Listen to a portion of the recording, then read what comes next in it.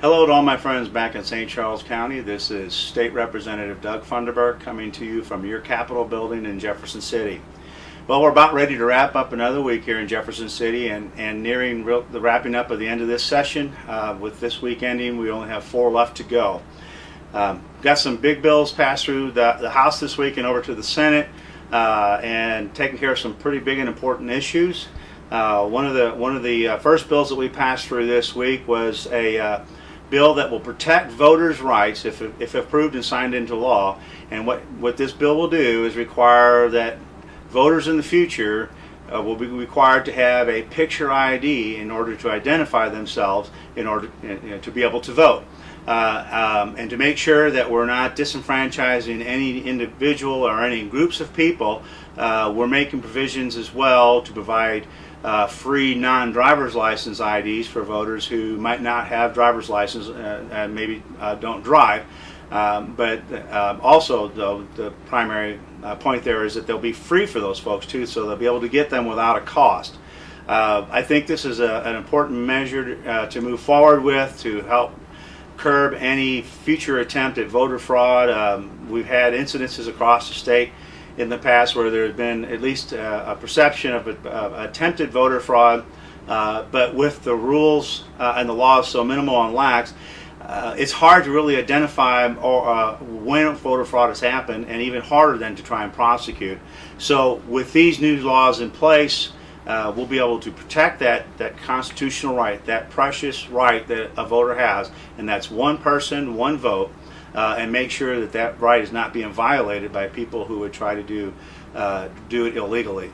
Another issue that we completed this week is we have passed a law, and we're moving it to the Senate for their consideration, that would make that will strengthen and protect our state's constitution. As it exists today, to put a ballot issue before the people of the state of Missouri to change our Constitution, it just requires a simple majority. The same type of majority it requires to pass a law. Well, as you probably all learned in your civics class when you were going through those and studying the Missouri Constitution in school, the Constitution should be and is a higher level of document. It is a more, let's say, critical level of declarations than just passing of a statute.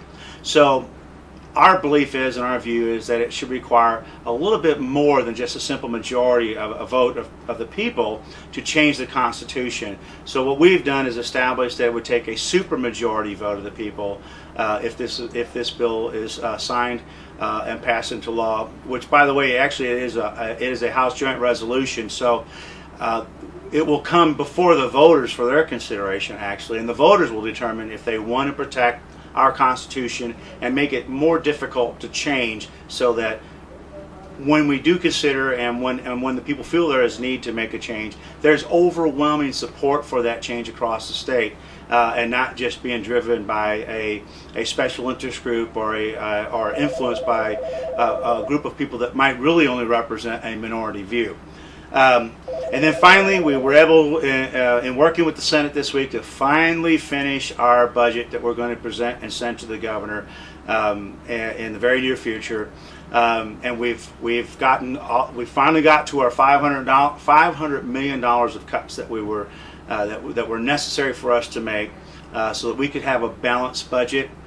Now, making those cuts was not an easy job.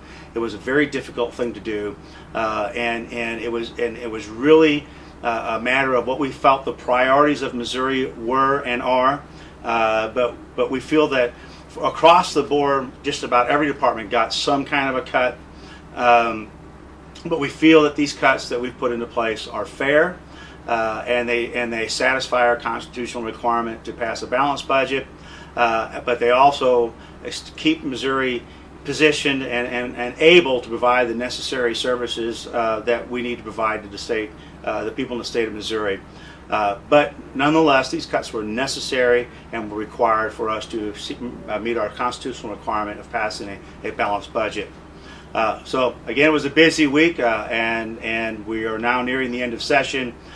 So we still have a lot of work to do, but for this week now, we are done. So I look forward to seeing you back in the district. And please, if there's anything that you would like to talk to me about, or if you'd like to send me an email, please do that to my office. Or if you see me back in the district, just pull me aside because I always have time for you. Again, this is State Representative Doug Funderburk coming to you from your Capitol building in Jefferson City. And until next week, have a wonderful weekend. Thank you.